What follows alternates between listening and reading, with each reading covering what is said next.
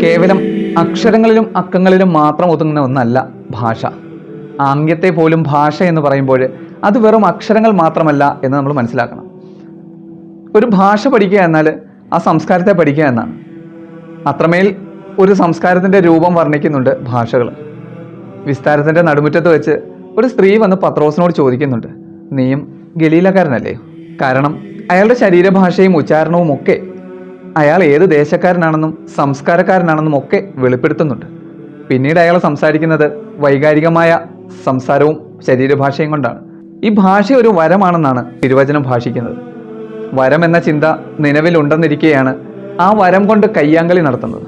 ഒരു കാര്യത്തെ എങ്ങനെ ഗുണപ്പെടുത്തുന്നു എന്നതിനെ ആശ്രയിച്ചാണ് അത് വരവും ശാപവും ഒക്കെ ആകുന്നത്. നമ്മുടെ കയ്യിലുള്ള തുലാസിൻ്റെ ഏത് തട്ടിന് തൂക്കം കൂട്ടണം എന്നതിൻ്റെ ഏകകം അവനവൻ്റെ പക്കലാണ്. അതുകൊണ്ട് ഭാഷ വരമായി തന്നെ ഇരിക്കട്ടെ.